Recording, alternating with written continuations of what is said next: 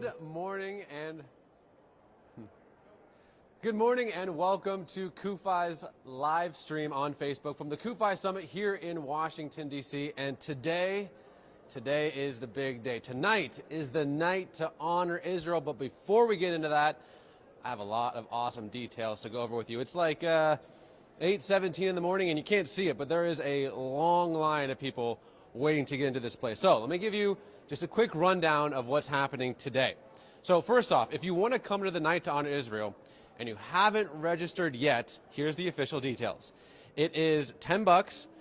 Tickets start on sale at 4 p.m. and the doors officially open tonight at 6:30. Now, as for Cufi's Facebook Live, you're going to be seeing a lot of great stuff right here. So if you live in Seattle or you can't make it, you're going to be able to see the opening plenary starting soon with Pastor John Hagee, Benjamin Netanyahu, and IDF soldiers. Then, if you're not here, we're going to have this really cool thing called the breakout sessions. If you are here, definitely check these out with people like Irving Roth, Major Elliot Chodoff, the man Erick Stakelbeck, Pastor Scott Thomas, and more.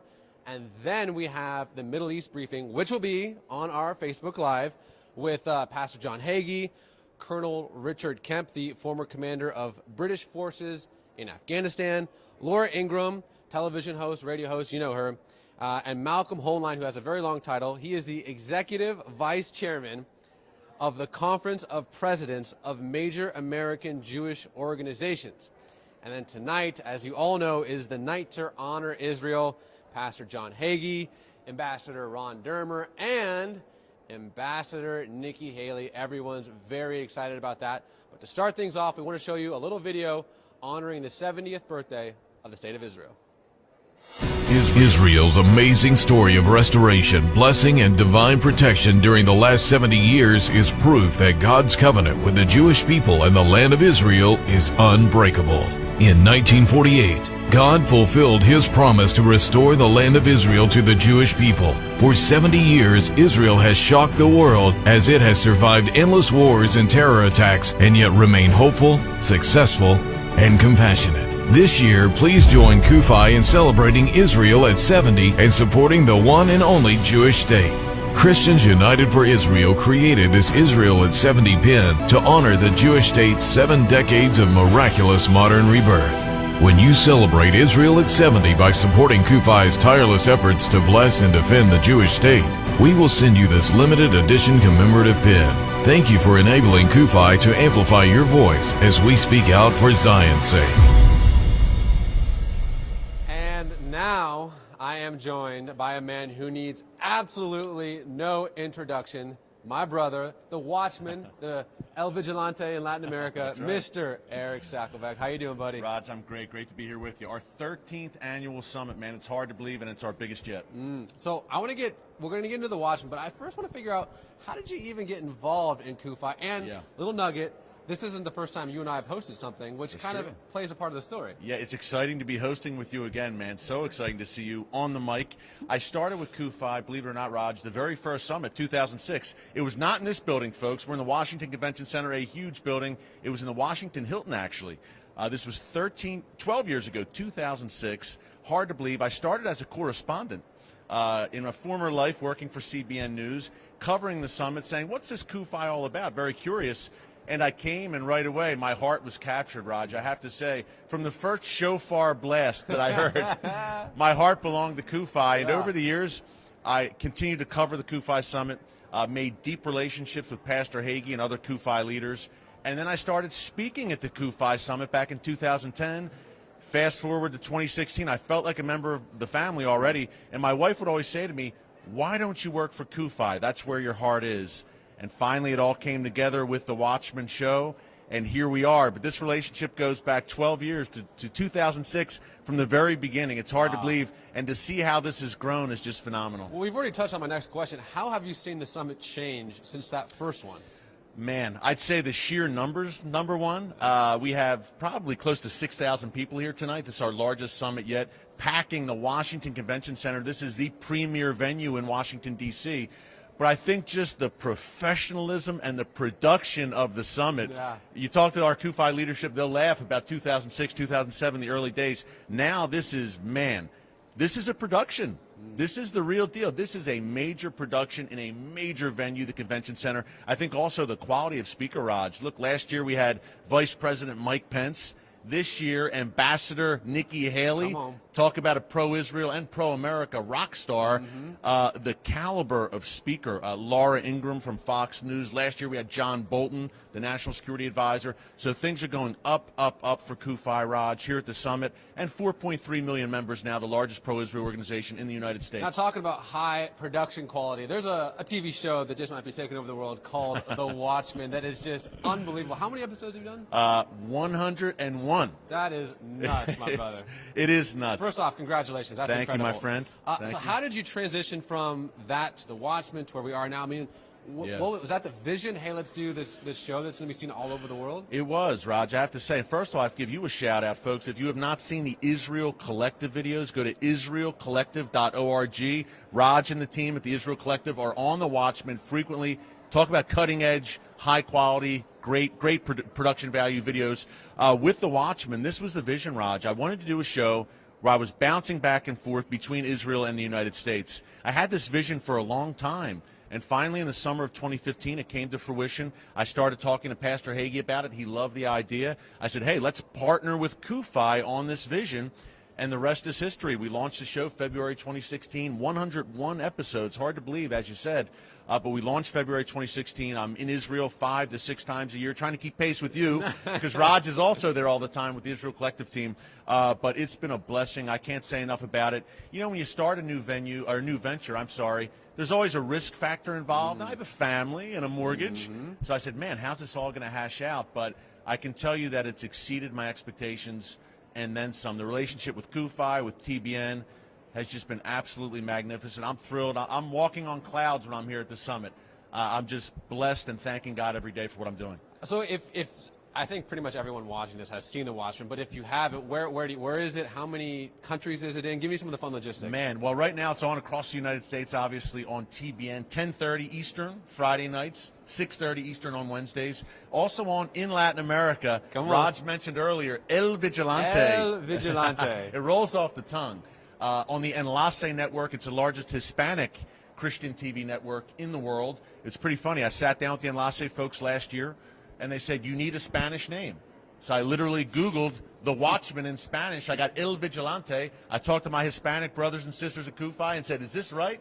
They said, that's correct. El Vigilante or Vigilante on a good day. That's so good. Speaking of The Watchman, speaking of El Vigilante, we have a little promo video of The Watchman. Every week on The Watchman Show, we are bringing you the inside story of Israel and how it affects you. From security threats like Iran and ISIS, to amazing biblical history, to stories of Israel fulfilling its destiny as a light unto the nations, our team at Christians United for Israel is committed to bringing you the truth about God's land. So let's talk more about Israel specifically, and Cufi. Yeah. You know, I'm assuming most people that are Facebook friends of Cufi kind of get the vision and the message. Yeah. But if someone just happened to be turning on to this, why Cufi? Yeah, I think, number one, this is a revolutionary movement. I don't say that lightly. A lot of times when you hear the term revolution thrown around these days and resist, it's got a negative connotation. In our case, Raj, we are really, I call it a revolution. This is the first time in the history of the church, in the history of the body of Christ, going back 2,000 years, that there's been a mass movement of Gentile followers of Jesus who were standing unabashedly and boldly and courageously with Israel and the Jewish people. Think about it. That's never happened, folks. In the history of the church, we are 4.3 million strong now, growing every day. Basically, we are here at Cufi, we are a Genesis 12:3 organization. We truly believe that God will bless those who bless Israel and curse those who curse Israel. I want to take that point a little bit farther, and that's something that before I got really involved in this, I had no idea. Because, you know, you ask your average Christian today, like, oh, of course, Israel, awesome. Right.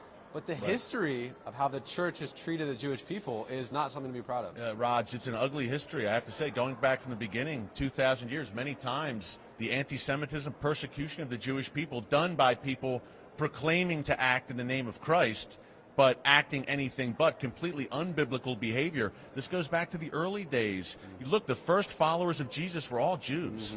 The first Gentile believer was Cornelius. But the first followers of Jesus were all Jews. For the first really 100 years, the body of Christ was, the vast majority was Jewish. And it only transitioned to the Gentiles in the 2nd century, really, in a major way. So we've had, unfortunately, throughout the years, followers of Jesus, people professing to be followers of Jesus, trying to forcibly convert the Jewish people. It's caused all sorts of problems over the centuries. The Jewish people, the most persecuted people in the history of the planet, called Christ killers, all these false claims. We're correcting the record now for such a time as this. See, I think maybe in the United States it's a little easier to get comfortable because it seems Yeah. like, oh, well, everything's fine, you know, it's not that big of a deal. Yeah. Why do we care so much? But then when you travel around the world, oh, okay, I get it. And also, I talked to Irving Roth about this yesterday, Yeah. the idea that we've somehow evolved past the idea of anti-Semitism, and that was in the history books of the 1930s. So why is the Jewish state so important, and why is Cufi so important? I think two things. I think number one, for the Jewish state, we can take it from a purely secular perspective first, Raj. Israel is the first line of defense for the West, for you and me. Israel's enemies and America's enemies are one and the same. Think about it. Israel, tiny Israel, it's all that's holding back the wolves of radical Islam there, Iran, Hezbollah, Hamas, all the rest, ISIS, who have a bullseye on our backs. So number one, Israel, from a purely secular perspective, first line of defense. Number two, Israel is a Western-style, open, free democracy. Arabs are in the Israeli Knesset serving. They might be very anti-Israel, actually, but they still are able to serve openly in the Knesset. Women's rights, human rights. Christians are free to worship in Israel like nowhere else in the Middle East. Israel also a booming technological, scientific, high-tech powerhouse. Take out your iPhone, send a text message. That's technology made in Israel. The humanitarian work Israel's doing around the world. That's just some of the reasons. My favorite reason, the biblical reason, as we mentioned. God's land, the apple of his eye, God's people. God does not break his promises. See, I think that's an important aspect because, you know, I think almost from a geopolitical standpoint, okay, I kind of understand it. But biblically, what do you mean by that? That's my favorite reason to support Israel. Surprise, surprise. Biblically, again, Genesis 12:3, of course, God says, I'll bless those who bless you, curse those who curse you. Okay. But throughout the Bible, God makes eternal, key word there, folks, eternal promises to Israel. He says, you are my people, this is my land forever. There's no, when it comes to Israel, there's no gray area. God is very black and white. You are my people forever. I will bring you back to the land that I gave you. You'll be scattered to the ends of the earth for 2,000 years, unfortunately. But God says, I will bring you back in the latter days. He's done exactly that. God keeps his promises. He says that Israel, I'm quoting the God of Israel, is the apple of his eye. And God does not change his mind when it comes to these issues. I can tell you, he keeps his promises. He says that Jerusalem is the city where he has written his name forever. Again, Raj, very black and white, no gray areas, forever. You are my people forever. And I think a part of it that's missed is how Christians are treated throughout the Middle East. There used to be I don't want to, might be a statistic that isn't totally correct, but something like 20% of the Middle East used to be Christians, and now it's in the single digits.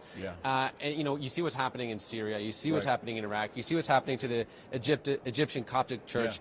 You even see what's happening in Lebanon, and yet the one place in the Middle East where the Christian church is actually growing is in Israel. Why do you think that's overlooked? Well, it's a good question because a lot of the great things that Israel's doing that we mentioned, Roger, are overlooked. The humanitarian work. If there's a hurricane in Houston, an earthquake in Mexico City, Israelis are the first on the ground. You're not hearing about that in the mainstream media. You're not hearing about how Israelis are treating wounded Syrians, our Arab Muslim neighbors who are crossing the border. You've done great work on that at the Israel Collective.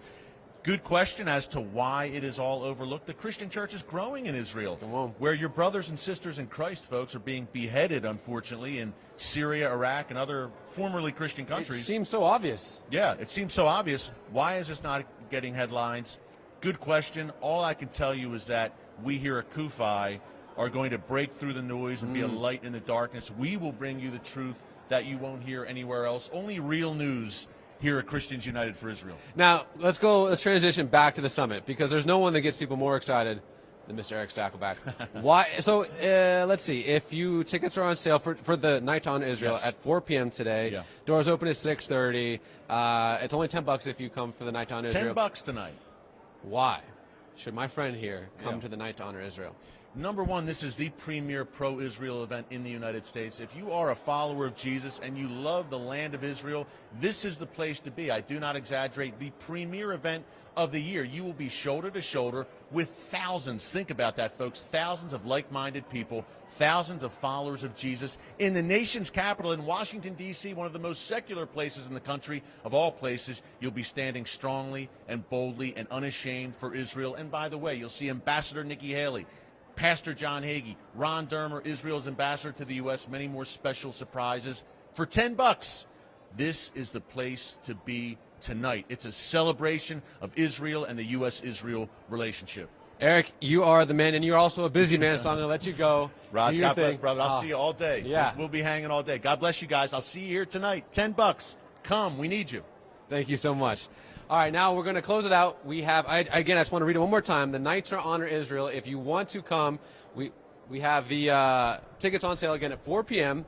The doors open at 6:30 p.m., and it's only $10. So make sure you check it out. For the one and only Erick Stakelbeck, I'm Raj Nair. We'll see you soon.